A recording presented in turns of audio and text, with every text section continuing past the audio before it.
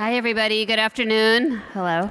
I'm Zinat Rahman, Executive Director of the Institute of Politics. Thank you for joining us today for a conversation between Congresswoman Liz Cheney and Harris School of Public Policy Dean Katherine Baicker. Before one of our students formally introduces our guests, I just want to start with saying, acknowledging that today's Veterans Day, and I wanted to thank all of our veterans. So to all of our veterans in our military branches, thank you for your service. And everything you do to protect us. You've done your duty to your families, to your communities, to your fallen comrades, to your country. And today and every day, we know and we remember that our freedom is not guaranteed. It's provided to us by each one of you. So each one of the men and women in our armed services. So thank you all for that service. No.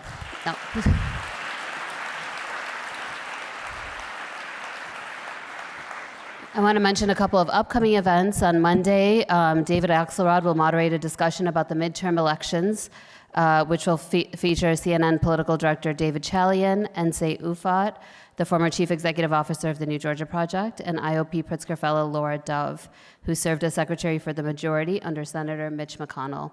That event will be held in the Ida Noyes third floor theater starting at 5:30. On Tuesday, I'll be moderating an event called The Authoritarian's Playbook, which will explore how politicians use religious nationalism as a tool for power at times of oppression. So joining me for that panel will be IOP Pritzker Fellow Rana Ayub, author and investigative journalist Catherine Stewart, and Elizabeth Shackman-Hurd, who's a professor of religious studies and political science at Northwestern University. That will be in partnership with the Martin Marty Center for the Public Understanding of Religion, and they'll be in the Quad Club at 5:30, and you are welcome to register for either of those at our website. After today's moderated discussion, we'll open up the floor to take questions from you in the audience. Please line up to ask your questions at the microphone, which will be placed on the first floor. And as usual, if you've been here before, you've heard me say that we'll give priority to student questions. Please make sure your phones are on silent, and it's my pleasure now to introduce Chad Burkich, who will offer formal introductions of our speakers. Thank you. Welcome, Chad.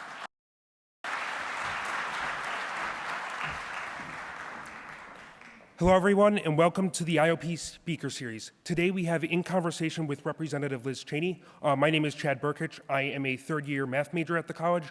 I am also the president of College Republicans this year. Our speaker today is Congresswoman Liz Cheney. She has served as representative for Wyoming's at-large district since 2017 and chaired the House Republican Conference from 2019 to 2021. Before her time in the House, Representative Cheney served in the State Department. She and Bill Kristol founded Keep America Safe, a nonprofit organization promoting national security in 2009. She is also the daughter of former Vice President Dick Cheney. Moderating the discussion today is Katherine Baicker, Dean and the Emmett Dedman Professor at the Harris School of Public Policy. Before entering her current role, Dean Baicker served as the C. Boyden Gray Professor of Health Economics in the Department of Health and Policy Management at the Harvard T.H. Chan School of Public Health. From 2005 to 2007, she served as a Senate-confirmed member of the President's Council of Economic Advisors. After tonight's discussion, the IOP Student Advisory Board will be holding an event at the Institute of Politics House called Continuing the Conversation. The discussion will provide an opportunity for students to reflect on today's events. No RSVP is necessary. Just come by the house, which is at 5707 South Woodlawn Avenue, starting at 5 p.m. And it is my great honor to introduce Katherine Baicker and Congresswoman Liz Cheney.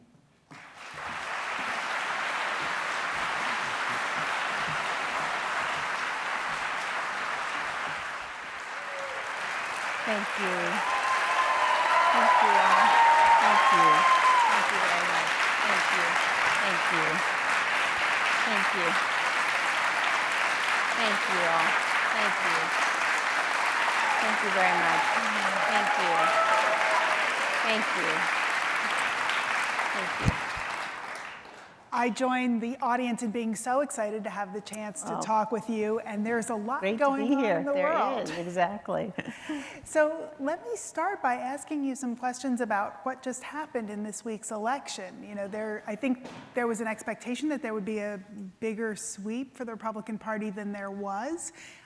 Does this suggest to you a change in the way people are viewing bread and butter issues like abortion or inflation versus how they view the work of your committee, for example?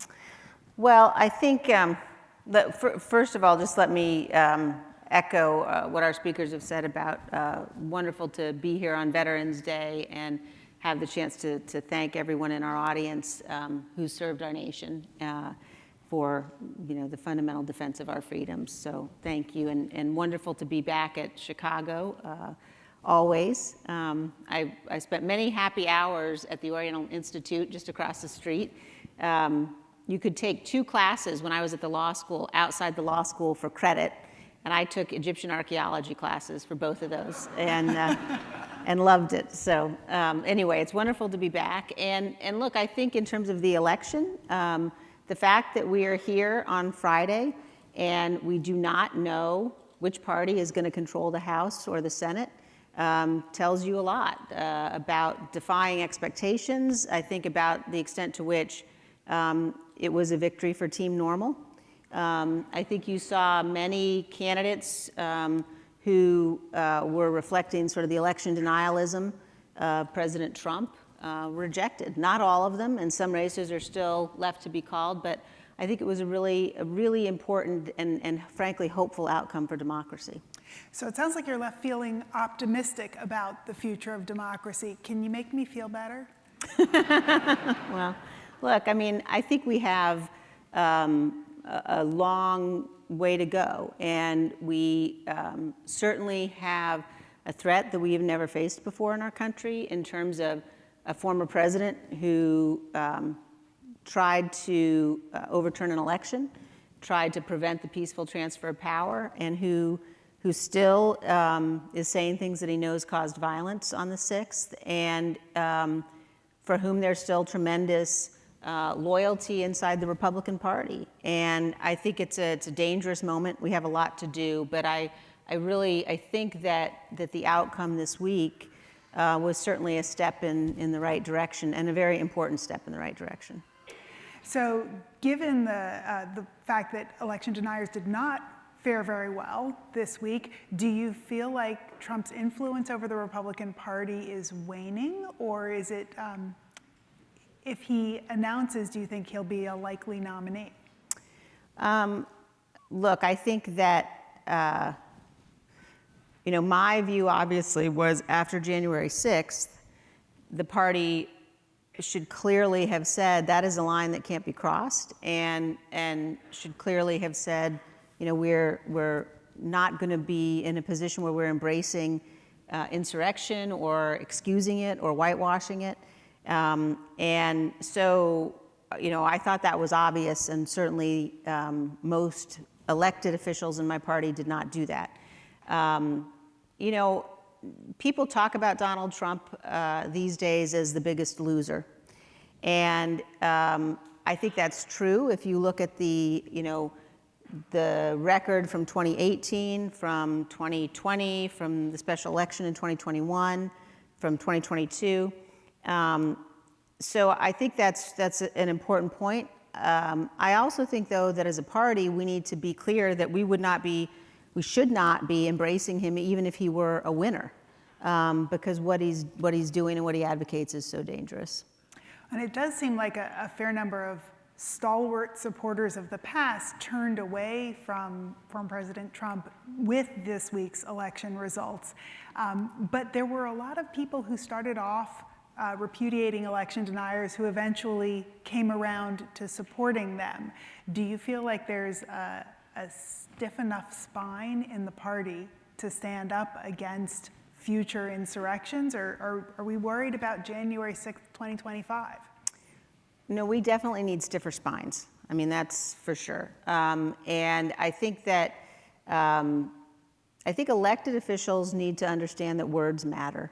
And when you sort of see again and again and again people accepting things that are indefensible, we watch what happens in our society, and when you accept things that you shouldn't, when you tolerate things like January 6th, then that can very easily become the new normal. Then it begins to be legal. And I think that's a big danger for us. And I think that, we need to make sure that with our votes, we are encouraging those people and supporting those people who will stand up for the Constitution. So why do you think we're in the state of affairs that we are now? My sense is that it didn't used to be like this. The words used to matter more, and there used to be more of an impetus to reach across the aisle for either common sense regulation and law or pressing outside national interests, and that kind of bipartisanship we rarely see now. And as somebody who espouses evidence-based policy for a living, I have to say that sometimes it feels like people aren't really listening to evidence-based policy anymore. What happened?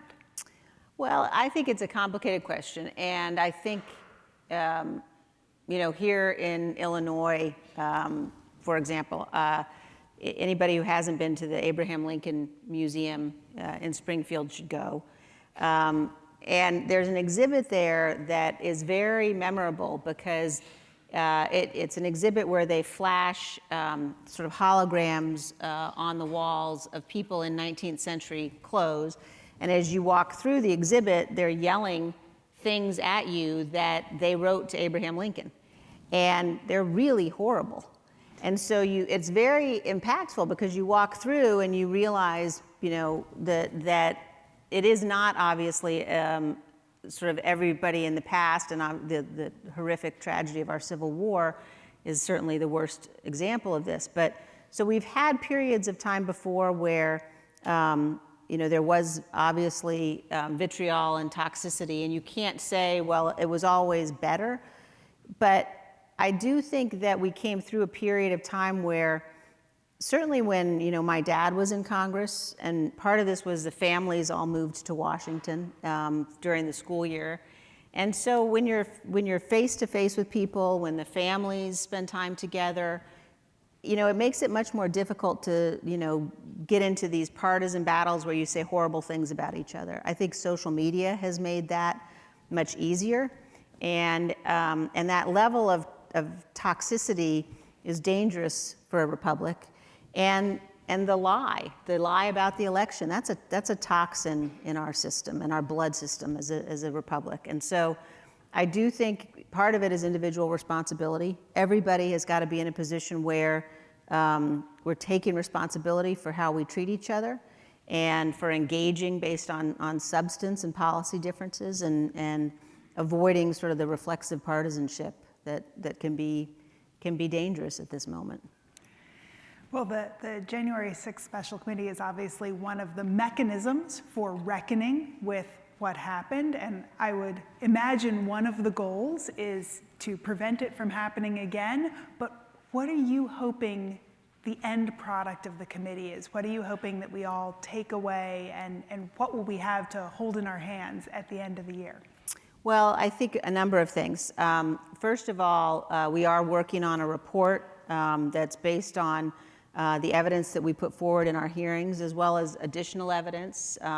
We'll talk about things like the security failure, like the extent to which there was clearly an intelligence failure. But as a committee, as we do that, there's one thing we will not do, and that is we will not blame the Capitol Police. We will not blame law enforcement for Donald Trump's mob armed that he sent to the Capitol to try to stop the electoral count. But you will see additional information in that report. And I think what we've done as a committee in terms of our hearings has been to put forward for people the evidence about the multi-part plan that Donald Trump himself oversaw and directed, each element of that plan in order to stop the peaceful transition of power. And there's so much information that I think it's really important for people to go back and watch the hearings if you haven't. And when the report comes out, to read the report and really to stop and think very carefully. We need to make sure we don't become numb to what Donald Trump did. And we need to make sure we remember that. And then we also will be proposing legislation. We've already proposed and passed in the House reforms to the Electoral Count Act And we'll have additional recommendations as well, and possibly criminal referrals too. So you're still waiting to hear from Donald Trump. Do you think that he'll respond to the subpoena, and what will happen if he doesn't? Well, he has a legal obligation. As I've said before, the committee has been in discussions with his counsel, but he has a legal obligation, like every citizen, to appear. And if he doesn't, and he's failed already to produce documents by the deadline, the committee will consider possible next steps. And separately, we're also obviously considering, as part of the report, criminal referrals. So you've alluded to some of the legislation that might clarify the honorific role of the vice president in certifying results. What other things do you think need to happen at the federal or state level to help solidify the rule of law and the peaceful transition of power? Well, as we talk about this, I think it's important, with respect to the Electoral Count Act, what President Trump encouraged Vice President Pence to do was illegal under the existing Electoral Count Act. It was also unconstitutional. So any suggestion that reforms are necessary to ensure that's illegal, which we've heard some people say, is simply not the case. But I do think it's important to be clear. For example, our legislation would raise the threshold necessary for objections. It also is very specific about the basis on which members of Congress can object. There seems to be some confusion. Some of it is willing confusion among members about their role and their responsibility. And the founders did not intend Congress to pick the president. And so, this notion that the Congress is some sort of court of last resort and can decide that we're going to throw out the votes of millions of Americans based upon allegations of fraud that have been rejected by the courts and rejected by the counts and the recounts at the state level, that's just clearly extra-constitutional. So we'll be very specific and clear about the basis on which objections can be made as well. So thinking about how our system is intended to work and how it's set up, it seems as though our system of primaries and general elections has increasingly driven candidates from the fringes to be appealing during the primary and then failing to meet the needs of the majority of people who are less extreme in the general election. Your own experience illustrates this dynamic at play. Again, to my naive reading, it seems more extreme than before, that this trend has been amplified recently. Should we be doing something different systematically? Well, look, the power of individuals and the power of our votes is really significant and very important. And yes, we certainly have situations now where you have districts that have been drawn, so you end up with people that have sort of the most extreme views in too many cases on either side. The incentive for elected officials is, the votes. And so I do think that, we need to think about getting back to a place where you're voting for candidates based upon substance and policy, responsibility. Look, I also think that, there are fundamental problems with the way that Congress works and doesn't work. There really are not a lot of incentives built in to try to work across the aisle, to try to find common ground where you can.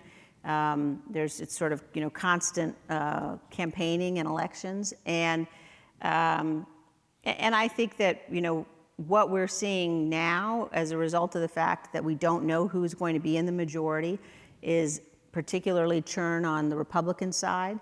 I think that, we could well have a situation, if you think about how speakers are elected, on January 3rd, when the new Congress is sworn in, there'll be a roll call vote by, alphabetically, and members will have to stand and say, for whom they're casting their vote for speaker.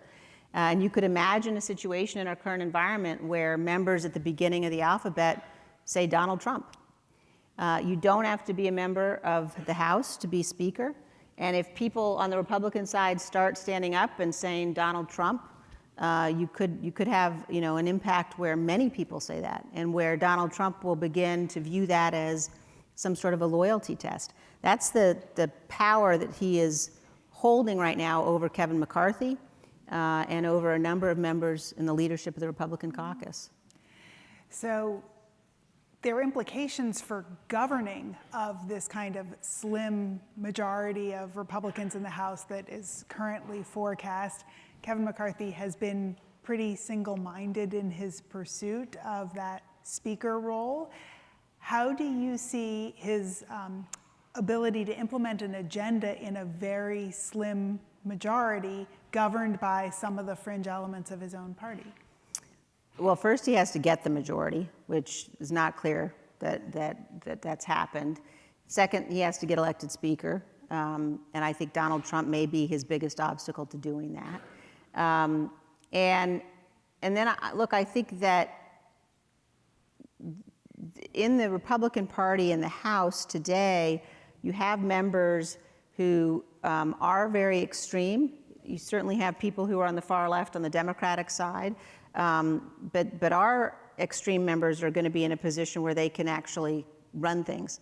And I think that is dangerous. And I think that if you just think about the kind of deal-making that they're demanding and insisting on, you can't conclude that that's good for the country. So we used to think about threats to national security as being something that unites people across the aisle. It's a big day of news in a very long period of news for Ukraine. We have examples of people like Marjorie Taylor Greene saying we shouldn't be funding efforts to help Ukraine. How do you see national and international security policy under a scenario with a slim Republican majority taking shape? Well, I think as a general matter, it's very important for the rest of the world to understand that, the United States of America has a functioning constitutional republic, that our democracy works, that they can count on us. And I do, as I said, I think that Tuesday was a step in that direction. I also think words really matter. And so when you have members on both sides suggesting that somehow the United States is not going to continue to provide assistance for Ukraine, that's bad policy, it's wrong, and it helps our adversaries. And so I think that I'm hopeful that we will continue to see the kind of bipartisan support for that we've seen so far. I've been troubled by reports that the Biden administration is pushing the Ukrainians to the negotiating table. I don't think that that's our role. I think that's up to President Zelensky and the Ukrainian people, and they're right now engaged in an effort that has been more successful than anybody could have imagined. They've forced the Russians to retreat, and they deserve the world's support. They're on the front lines of freedom. So there should be no question about the message that goes out in terms of American support for the Ukrainian people, for their battle against the Russian invasion. And people should be clear that's going to be sustained no matter which party is in control.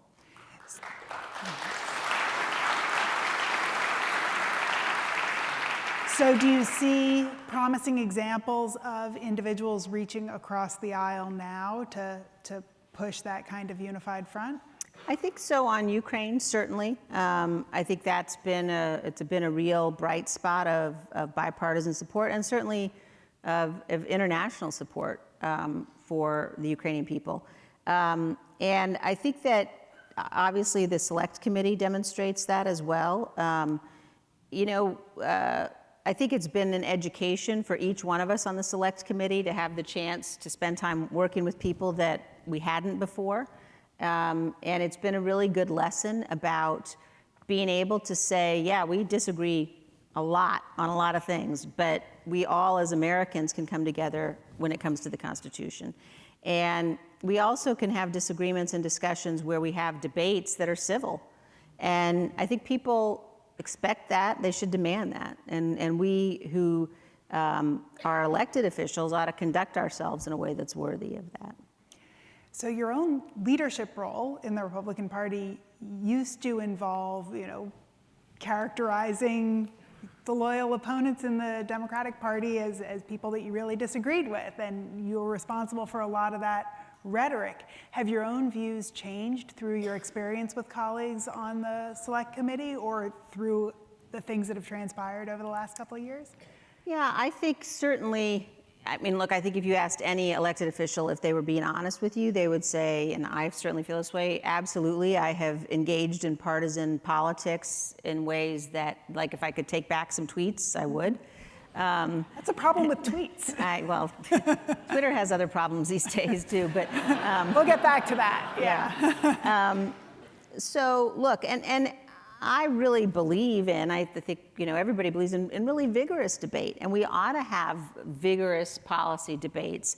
But I do think that after we saw what happened on January 6th, we all have to take a step back, and we all have to say, wait a minute, I can engage in a vigorous policy debate, but, what happened on January 6th was, very clear effort by Donald Trump.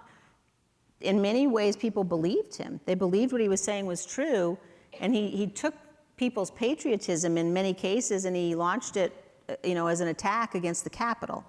And I think that violence playing the role that it has come to play too often in our politics is something we all have to walk away from. And just, conduct yourself like your kids are watching. I mean, I think it's not complicated. It seems as though people are living in very different realities, that the way we consume media, you mentioned Twitter and social media, and that people believed things that were just not supported by any evidence. It seems as though we're increasingly living in disparate media bubbles where you can live in a world that reinforces your own views over here, and I can live in a world that reinforces my own views over here, and they're increasingly separated from each other.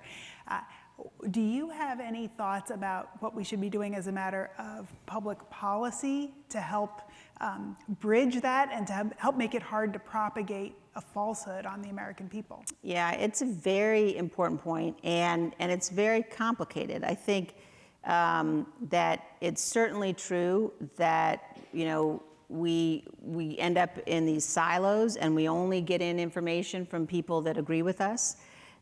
It's also certainly true that our adversaries are attempting to sow division and discord, and we see it. And recently, just in the last week, we had the head of the Wagner Group in Russia admit that they were attempting to interfere in our elections. And you see it in terms of, the Russian bots and the others online on all sides of these issues, just sowing discord. So I think that number one is individual responsibility. We have to be willing, and we have to take responsibility for saying, look, I need to know that what I'm consuming is truth, that it's factual. I need to test it out. I need to make sure that I'm not just hearing things that I want to hear and assuming that they're true.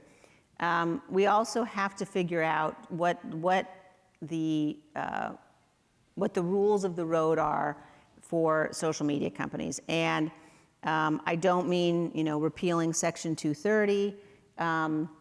I think that they play a really important sort of a First Amendment role, and they're important platforms.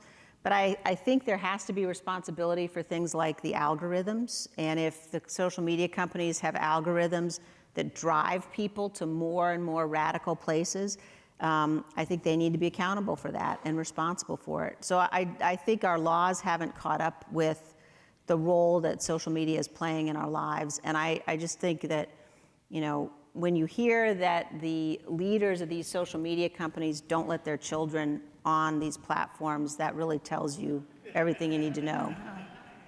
And so this accountability would come to, would it come through regulation? Would it come through transparency to the populace and consumers? How do we bake that in? Yeah, I think we need to look at all of those things. Again, keeping in mind the really important First Amendment issues here, but things like, the algorithms, regulating the algorithms,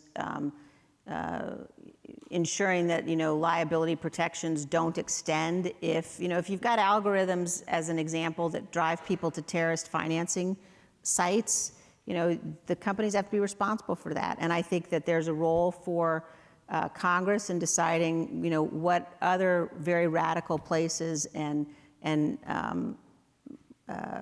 formula ought to be, for which there ought to be liability imposed.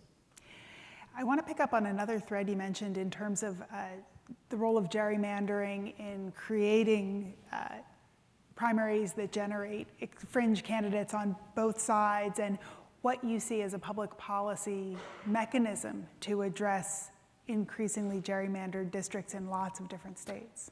Yeah, I mean, that's it's a really important question, and both sides do it. We've now, I'm not sure we know a good solution to it. Obviously states have different ways that they set up these districts. Some do it by legislature, some have separate commissions they establish.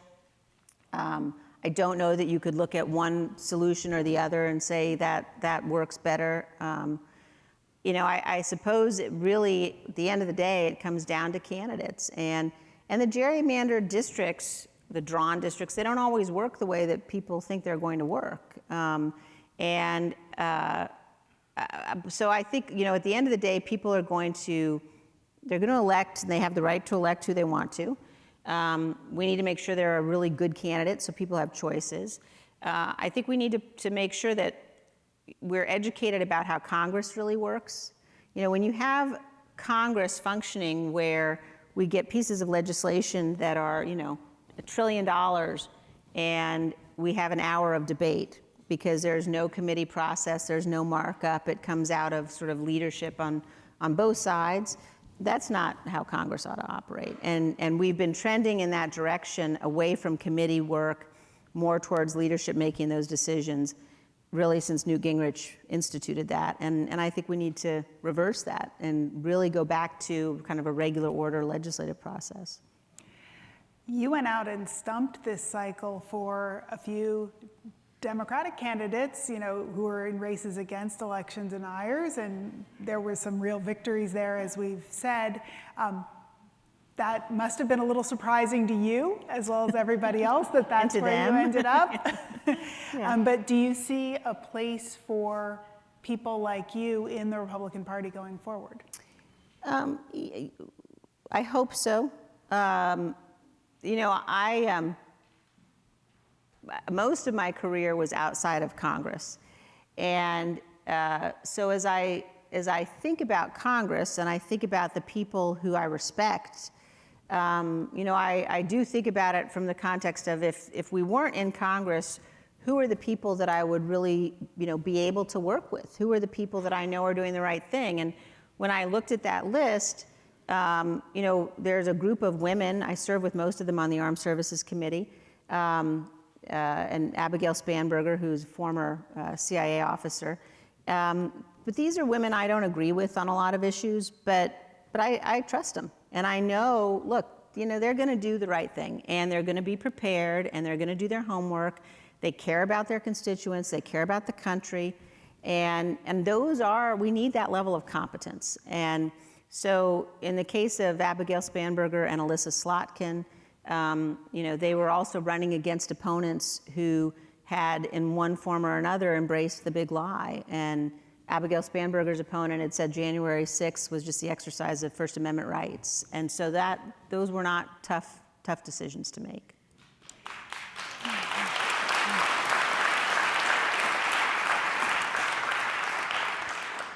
So what's next for you? Obviously, I'm going to be working on the Select Committee and finishing out my time as Wyoming's representative, and then I'll make some decisions after that. As I said, Tuesday was a very good day, but this battle is far from over. And when I have said the most important thing is to make sure Donald Trump is nowhere near the Oval Office ever again, that commitment remains.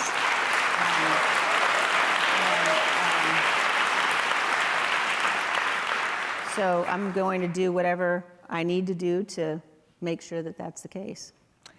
Well, it seems as though at the same time that Donald Trump's star fell this week, Ron DeSantis' star rose substantially. How do you see his role as the future potential leader of a Republican Party?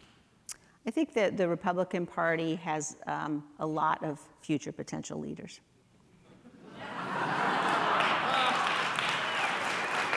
Diplomatically put, unsurprisingly.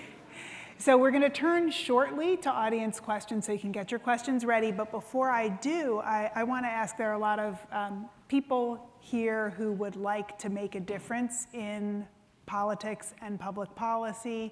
Do you have advice for people who are interested in entering the political sphere to do productive things and to try to drive us towards a more substantive body politic? Yeah, my advice is do it. You know, it can be easy to sit back and sort of, you know, be a little bit intimidated maybe by all of the different pieces of running for office, what's involved. But what I have learned, and you know what I knew, but we've all seen firsthand since January 6th, is having good, committed, responsible people in office is necessary for the survival of the republic. And so if you have at all any interest or you think you might be interested in running, I don't care if you're a Democrat or a Republican, if you're smart and you're good and you're committed and you want to make sure that you're fighting for the Constitution, please run for office. We really need good candidates in office. Do you see the opportunity to make a difference at state and local levels as well as in Washington? Where do you think it's so important? Yeah, I mean, I think if you look at what's happening today, and people like Steve Bannon, frankly, have been very vocal about efforts to put candidates, you know, look at seats for which there aren't very many people running in local offices, on school boards, you know, committee precinct man and woman slots. And those offices really do matter. They're very, very important. And so it doesn't have to be running for national office, you know, or even state legislature, but every single office up and down the ballot, we need good people. So please, very important. So please run.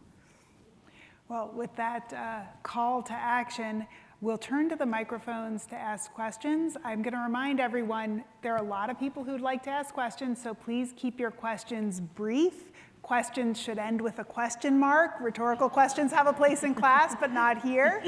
So please ask your pithy question now, and I'm going to look to the microphones. There's one there and one over here. So giving people a second to sort, please. Hi, my name is Kate. I'm a second year in the college and an intern here at the IOP. I'm 20, and I have a question about voters like myself, young voters. In states like Pennsylvania, voters 18 to 25 voted for Democrats 70+% up. I'm asking a leader in the Republican Party what they think about Republican messaging towards young people. What's the strategy there? How do Republicans get young people to start voting for them in the numbers that they need to win? Thank you. Well, thank you. It's really, it's a very important question. And I think that the fact that we had so many young people vote on Tuesday is a really positive thing. And I would say to young people, you know, there's a responsibility not just to kind of go with the flow. I know that on college campuses, it can be a lot easier to be a liberal. It can be a lot easier to vote for the Democrats. And I would say people need to educate themselves, need to think about what the issues really are, why you're voting the way you're voting. I think that, you know, and you all know this better than I do. My sense is that young people aren't so much thinking about, should I be a Republican or a Democrat? I think, and I say this based on talking to my own kids and their friends, you know, it's much more, how can I make a difference? How can I do something that matters for my country and for the world? And so I think that, you know, it's less about Republicans figuring out, you know, how to get young people to vote Republican as a partisan matter, and more about being able to have the discussions about, well, you know, what does this candidate believe? And, you know, what do Republican policies mean in your life and for the life of the nation, and having the substantive discussions around issues that I think we all have to get back to. Thank you. Hello, thank you for coming in today. My name is John Colettis, and I'm an editor for the Chicago Thinker. On the January 6th committee, you ally yourself with congressmen like Jamie Raskin, who decried the 2016 election as stolen and challenged former President Trump's victory. You have stated, and I quote, "If we elect election deniers, then we are really putting the republic at risk." Given your stated commitment to democracy, preserving our electoral legitimacy, and your opposition to election denier, how do you justify your collaboration with Jamie Raskin and other January 6th committee members who rejected the 2016 election? Well, I think it's an important point. I think that, as I said earlier, I don't believe that Congress has any role in objecting to electoral votes. And I think that, when Democrats did it, it was wrong. When the Republicans did it, it was wrong. And so my view about the Constitution is very clear.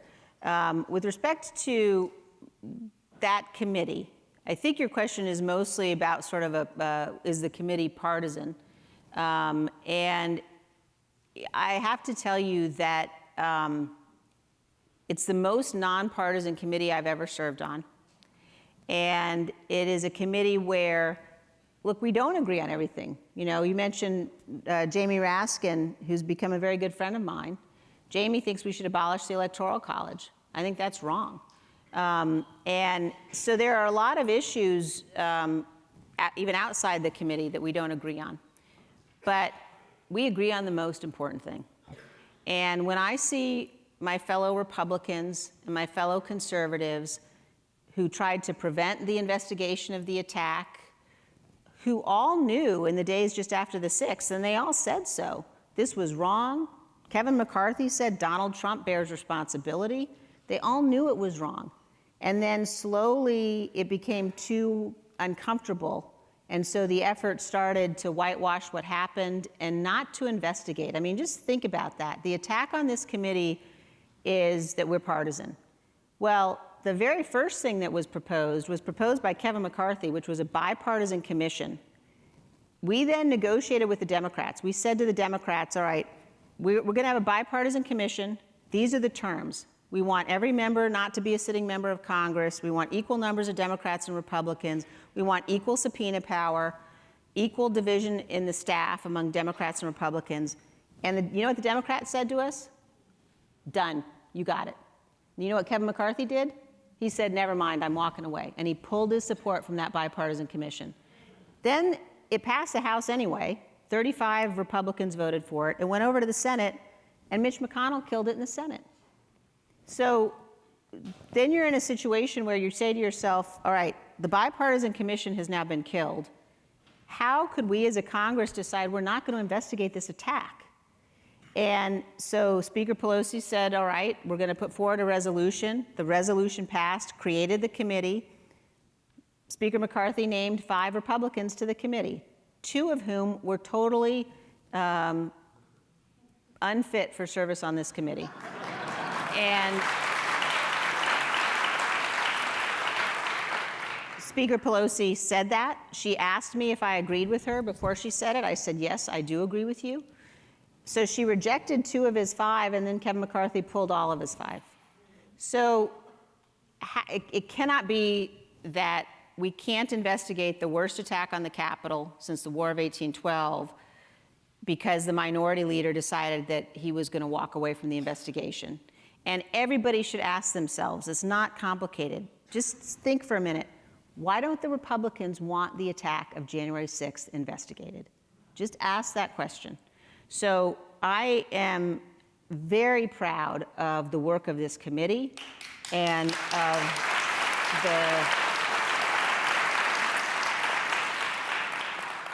of the role that I've played in helping to make sure the American people know the truth about what Donald Trump did and how uniquely dangerous it was and remains to the Republic. Thank you very much for your answer. Thank you. Hi, Congressman Cheney. Thank you for your loyal opposition at a great personal cost. and loyal opposition for me is the foundation of democracy. So if success is how much you bounce back when you hit button, has democracy already hit button and is about to bounce back? And amid all the fatalistic warning about the fragility of democracy, how democracy die, or the twilight of democracy, are we confident at this moment to make a case for the resilience of democracy? And what would you want to say about that? Thank you. It's a very important point. I think that I would say first that there are elections that haven't yet been decided that are really important in this regard. What happens in Arizona, what happens in Nevada, those elections will determine whether or not we have put people in office who have told us they won't respect the results of future elections in states that are very important for the 2024 presidential race. So the threat remains, but nobody should bet against democracy. And I think that what we're seeing and what showed up in the results on Tuesday is that the majority of the American people, regardless of party, do not want to watch the Constitution be torched, and will stand up against that. And I think it was really a heartening thing to see. And again, I think it's very clear. We all have an obligation. You can't sort of sit back and say, okay, the threat's passed. It hasn't. But we also need to know that our democracy, while fragile, has survived, for 246 years. And with the commitment of the majority of the people who believe in our constitutional foundation, it will continue to survive and thrive for many, many more.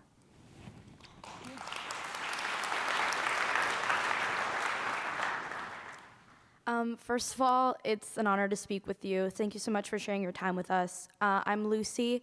I'm 18, and I'm a first year at the college. So I would like to ask, personally, as a native Puerto Rican, every election season, I see the results of my local election and wonder why, as an American citizen, I cannot vote or have equal representation when living on the island. With your experience as an attorney and consultant, as well as a U.S. Congresswoman, why do you think the U.S. Congress hasn't offered PR a yes-no vote referendum on statehood as they did for Alaska and Hawaii in the 1950s?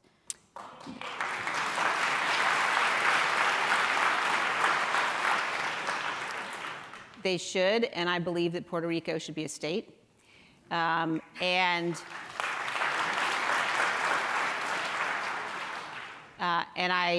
I think that it's really important to look at the commitment of members on both sides on this issue. Puerto Rico is currently represented, I'm probably going to hurt her if I say this, but I'm already halfway there, currently represented by one of the most effective members of Congress, in Jennifer Gonzalez. She's really wonderful and works incredibly hard. And I think has been one of the most effective advocates for Puerto Rican statehood, certainly of anybody that I've ever talked to about it. And so Puerto Rico is very well represented, and I believe in statehood. Thank you so much. Thank you.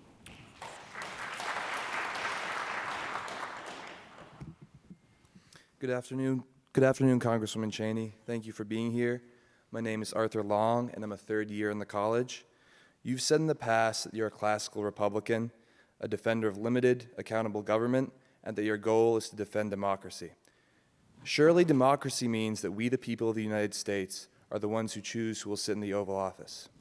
How then is that consistent with your stated goal to, quote, do whatever it takes to make sure Donald Trump isn't anywhere near the Oval Office? Thank you. It's precisely because I care so deeply for our democracy, and precisely because I believe so strongly that we, the people, have to speak. And as I watch what's unfolding in my party, and as I watch people who know better suggest that they could support him again, the democracy cannot survive a president who's willing to blow through all the guardrails of that democracy. And I say this as somebody who voted with Donald Trump 93% of the time. I am a conservative Republican. I am more conservative than most of the members of my conference who are now suggesting that they're going to support Donald Trump for president again. This is not about policy. But I also know the incredible power that we entrust to our presidents. And when you entrust that power, and when someone swears an oath, and the president's oath in particular, to ensure that the laws are faithfully executed, brings with it an obligation to defend all the branches of our government, brings with it a particular obligation to defend how our government functions, and brings with it an obligation to, as all citizens have, abide by the rulings of the courts. So when you have a president who ignores the rulings of the courts, who ignores the legitimate outcome of an election, who knows that there is a mob that he has summoned that is angry and is armed, and sends them to march on the Capitol to stop the counting of electoral votes, to stop the peaceful transfer of power, that's a danger that we can't sustain. You know, we entrust our president with these things. And I ask people to think about, because sometimes when you talk about what Donald Trump did, we do all become numb. So think about if Dwight Eisenhower had summoned a mob to Washington, an armed mob, and sent them to march on the Supreme Court during the arguments on Brown v. Board. And then when the mob was there attacking the court, refused to tell them to leave, and instead sent a message further inciting them. It is completely unimaginable, because Dwight Eisenhower was an honorable man. He never would have done anything like that. But if you disagree with everything else that I've said about the outcome of the election and the rulings of the courts and the process by which the election was conducted, if you disagree with all of that, think to yourself, what kind of human being sits in the dining room next to the Oval Office and watches the violent assault on television? And there are Capitol Police officers here today who fought that battle. It was medieval, armed, hand-to-hand combat. Look at the video. Donald Trump sat and watched that. People came in and pleaded with him and said, you are the only one. You have to tell them to go home. And he wouldn't do it? What kind of a human being is that? And so I understand the threat of a president who won't honor our elections and the sanctity of our election process. And that person can never be president again. You can disagree with me, but I am never going to change my view on that.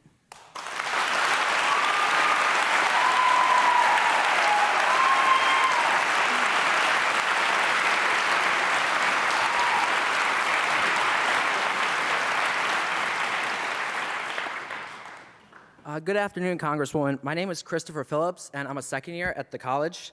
My question for you today is, on January 5th and 6th, 2021, a man named Ray Epps was recorded countless times encouraging people to storm the Capitol, saying, quote, "We need to go into the Capitol, that's where our problems lie," end quote. He was also present on the front lines during the initiation of the attack. An alert was made by the FBI for Epps shortly after the events of January 6th, but shortly thereafter, the alert was rescinded. Epps was interviewed by the January 6th committee twice. So while men such as William Leary have been arrested and imprisoned without even entering the Capitol, why is Epps still walking the streets today? Why did the January 6th committee not recommend his arrest? Well, first of all, the January 6th committee does not arrest people or recommend arrest. We're a member of the legislative body. Law enforcement and arresting people is the obligation, the responsibility of the Justice Department.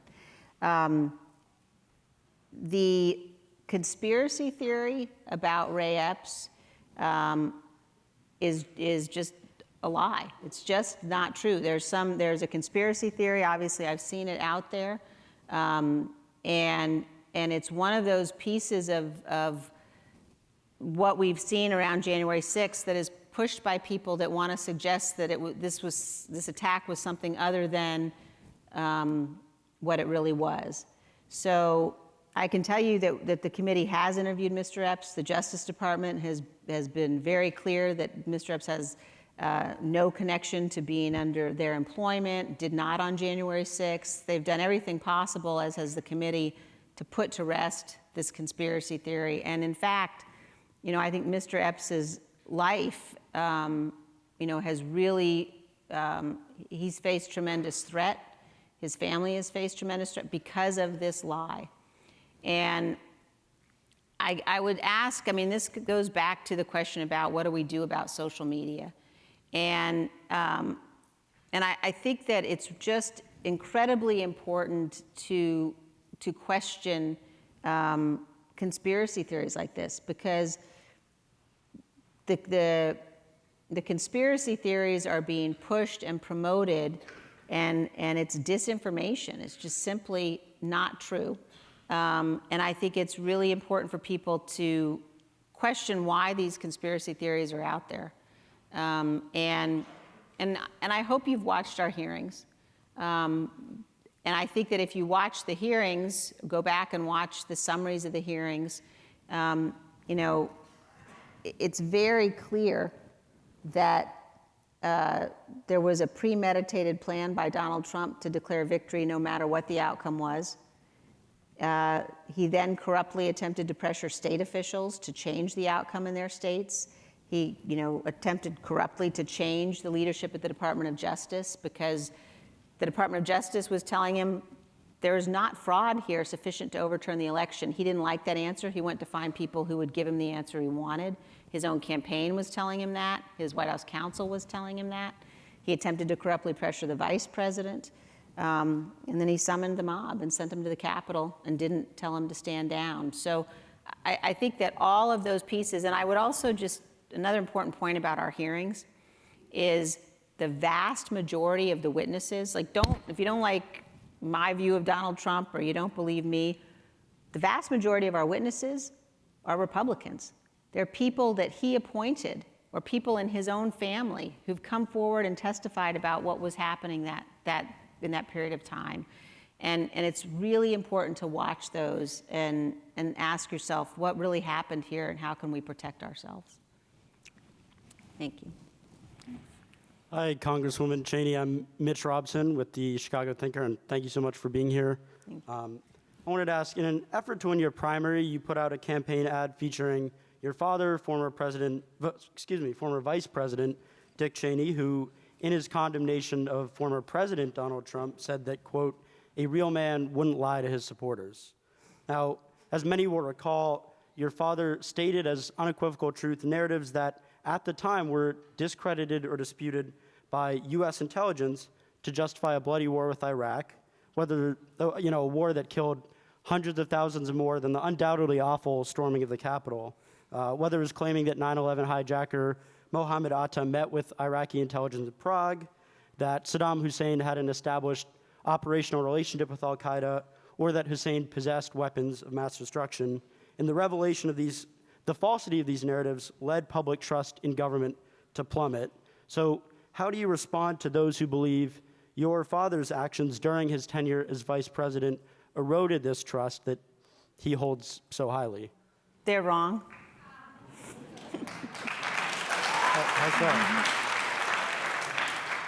Look, I obviously disagree with your characterization of the policies of the Bush administration and of the Iraq War, and I'm happy to have those discussions with you about that. And I think that there's also, it's important to have some facts undergirding that discussion as well, including the fact that you had senior leaders in al-Qaeda, including the number 2 in al-Qaeda, who'd been given safe haven in Iraq after 9/11 for years. So that's one part of what you laid out, the notion that there's no connection between Saddam Hussein and the leaders of al-Qaeda.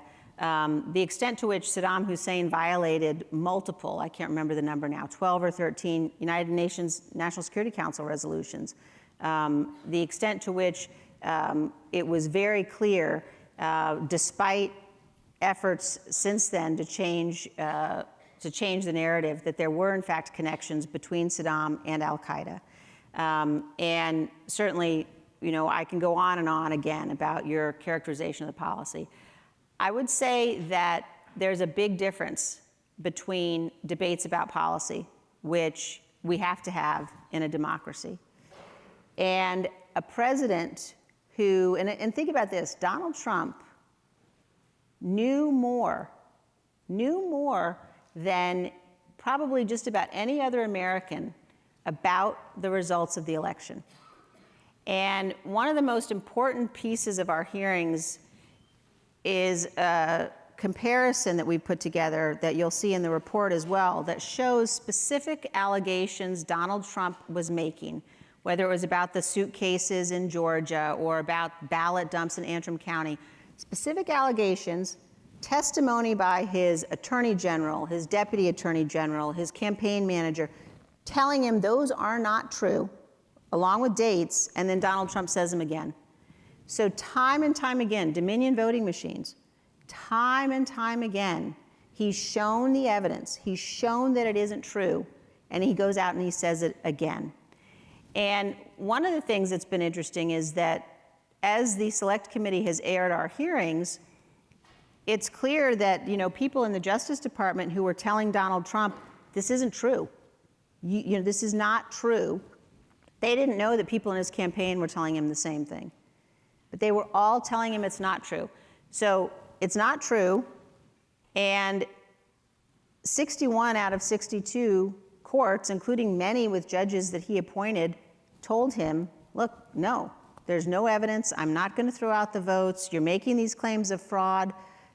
He was making the claims of fraud publicly, and then his lawyers either wouldn't make those same claims in court, or in the case of Rudy Giuliani, did and lost their law license.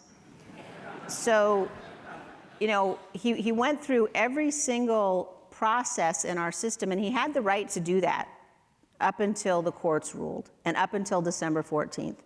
But once the Electoral College has met, that's it. That's the end. And he knew that he was being told that these claims weren't true. He admitted that he knew that he had lost on more than one occasion. And yet, he betrayed the trust of his supporters. And I think that's the thing that is really important for people to understand, that people believed him and people still believe him. And that is just a disgraceful tragedy, because what he's saying is absolutely false. What he's saying about the January 6th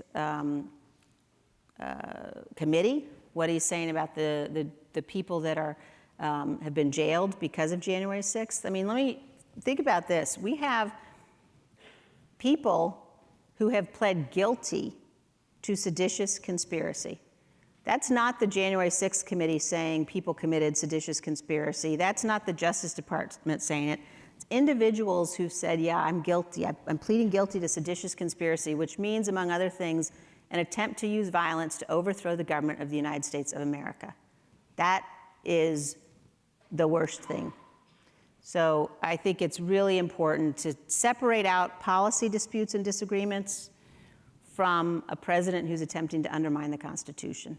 Yes, of course. Do you mind if I just ask to Thanks. clarify? I think we're going to go to the next question. Thank you. Hi, Congresswoman. Thank you for being here today. My name's Frances Kavanaugh. I'm a graduate student at the Harris School. During his presidency, Reagan said that there's only one Berlin, and that we in the West should resist Soviet expansion. Given the international interconnectedness in terms of trade, energy, manufacturing, and rising tensions in the East and South China Sea, what do you make of recent U.S. strategy in the region, and what do you think the future of U.S.-led, principle-driven coalition building in the Pacific looks like? Well, thank you for the question. I think that administrations of both parties have gotten China wrong. And I think that you had for a long time this belief, the Clinton administration, the Bush administration, the Obama administration, this idea that if the West helped China to open up economically, if we helped them become members of the World Trade Organization, that they would be forced to open up politically. And part of why that was so wrong, I think, is the rise of technology and the ability of the Chinese Communist Party to use technology to impose a surveillance state in China. And they have, for a long time, understood that the United States of America is the leader of the free world. They believe that their own success demands and depends upon their defeat of us. And they've been working to do that, using every tool at their disposal, not just sort of the increase that we've seen in military spending and the deployment of new weapon systems. And while they've been doing that, we have not understood that for too long. I think that we have not understood, we haven't realized the threat that they pose. I think today, one of their messages to countries across Asia is, the United States has got so many problems, you can't count on them. I mean, you see this in the open source reporting that they're suggesting that democracy is somehow at an end. And so I do think it's very important for us, number one, to be realistic about the threat that we face. And it's not just China. China is a very significant threat, but so is Iran and North Korea, Russia. And all of those threats become interconnected if they think America is weak or distracted or we won't defend our allies. And I think, and I say this to all of the students in the room, if you have the chance to study deterrence strategy, please do. It's an area of study that we really focused on during the Cold War. How do you deter other nations from using their weapons against us? And it's an area that has fallen out of favor, but we really need it. And it has to inform our force posture. It has to inform what kinds of weapon systems we invest in. It has to inform our level of military spending. And there's just no question that America's got to realize and recognize that a world in which China gets to set the rules is a global surveillance state. Freedom cannot exist in that world. And that's what's on the line. And we have to make sure that we are doing much better at meeting and defeating that challenge. Thank you. Hi there, Congresswoman. My name is Christina Matisik. I'm a second-year master's student at the Harris School of Public Policy. Thank you so much for your time today. Thank you. You mentioned voters should have good candidates to choose from. Given the polarization within the Republican Party, do you think Americans are ready for a third major party?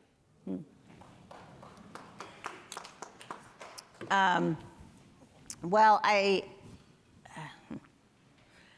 think that there are more Republicans talking about that possibility than you've ever seen before. I think if Donald Trump becomes the nominee of the Republican Party, the party will shatter. And I think the question is for the Republican Party and for my fellow Republicans. Are you willing to stand up for the truth? Are you willing to get back to providing to the voters policy and substance and the basis on which people should vote for us? Or are you going to become a cult of personality? And so I guess the answer to that is we don't know for sure yet how this is going to unfold. I think that our system is structured for two parties, and I hope that the Republican Party can climb back from where it is today. I think it's much better for the country if it can. Thank you. Thank you. Thank you so much. My name is Daniel Schmidt. I'm a second year. I actually hope to run for office someday, so it's great to talk to a sitting representative. Really is an honor. Good. You just have about 6 more weeks. Oh, yeah. Well, hey, I appreciate it. But listen, so I've been following this January 6th committee really closely, and I just wanted to ask you about, some of the facts here. So on June 9th, you cited the Department of Justice and their prosecution of the Proud Boys, some of the members of the Proud Boys, and the Department of Justice said these members directed, mobilized, and led members of the crowd onto the Capitol grounds and into the Capitol. So obviously that's a crime, that's insurrection, and I guess you made the right call there. The fact of the matter is we have another person on camera doing exactly that. His name is Ray Epps, and it's not a conspiracy theory.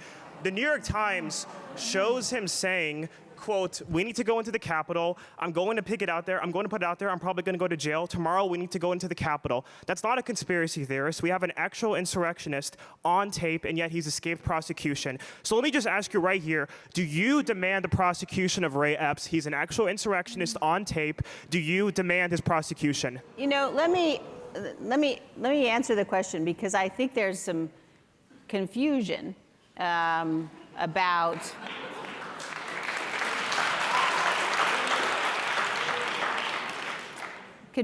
about the role of Congress and confusion about who makes decisions about prosecutions. I don't think anybody has denied that videotape exists. I've seen the videotape. I've seen thousands of people saying things like, let's go into the Capitol. You've seen trials of a number of people who did go into the Capitol. You've seen convictions of thousands of them. So I think the question is, whether or not you understand who makes prosecution decisions. And the people who make the decisions about whether they're going to prosecute or not are at the Department of Justice. Now, in terms of what I've seen and in terms of what we've said, in terms of what the Department of Justice has said, Mr. Epps, there are conspiracy theories around the role that he was playing that day. People are pushing this notion that somehow he was doing what he was doing because the federal government was telling him to. That's not true. There's no evidence of that. And the Justice Department and the committee have both said that clearly. But I would say that if you're so concerned about violent acts at the Capitol on the 6th and about insurrection, it is really worth looking at the transcripts of some of these hearings and looking at what the judges have said. Nobody should use violence to attempt to overturn the government. Nobody should have used violence at all in our politics. Nobody should have summoned a mob to Washington, D.C. and sent an armed mob to attack the Capitol. And I think we all ought to be able to agree on those basic things as Americans, and set aside conspiracy theories and agree fundamentally on what is the line in our democracy that can't be crossed. And that line has got to be, you cannot use violence to attempt to overturn an election. If you're the President of the United States, you have to guarantee the peaceful transition of power. And we have to be a nation of laws. And it's not a partisan issue. Thank you. We have time for one last question on a new question. Yes? Hi, Liz. Hi. I appreciate your I appreciate your handling of and apologize for Daniel Schmidt's behavior. He's the worst our campus has to offer. My question for you tonight is, we've talked extensively about social media and the problems that it poses for our democracy. So the increase in polarization is not the only consequence. We see increasing suicide rates, increasing anxiety rates among young people as a direct result of social media, Liz. And this is one of the biggest problems I think is facing our country. I want to know, what are you going to do about social media? How are you going to get kids off of social media? And do you support policy to get kids off of social media? Thank you. Yeah, look, I'm a mother, and I understand what social media can do and what it does.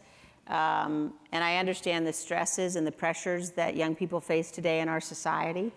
And I think that there are many things that have to be done. Some of them have to be done at the federal level. Some of them have to be done in communities. I think that we need to train people to recognize and understand danger signs among young people. We need to do a better job at training ourselves, at training teachers, at training community leaders when they see behaviors that clearly are putting people at risk. And again, I think that these social media companies, I mean, I think the numbers that we've seen, particularly for Instagram, and what that has done in terms of young people, young girls especially, is something that we can't sustain. And so I don't know what all of the solutions are. I know that as a parent, well, just as a parent first, it's an issue that I care very deeply about. I think every parent does. And I think that, I think, it's an issue that I've worked on the Armed Services Committee because we've seen increases in levels of veteran suicides as well. And I think one of the big things that we need to confront is the stigma around mental health.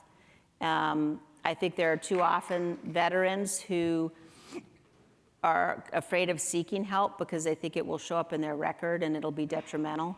And it's not just veterans. I think that there's still a stigma about mental health. I think we've made a lot of progress in terms of helping to eliminate that, but the support has to be there. People have to know that they can seek help. And we have to find the things in society like the social media platforms that are contributing to depression and to other concerns among young people, and do everything we can at every level to help protect our young people. Thank you so much. Thank you. Please join me in thanking Congresswoman Cheney for a truly illuminating afternoon. Thank you.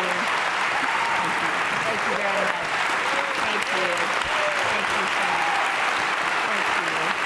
Thank you. Great job. Thank you. Thank you all.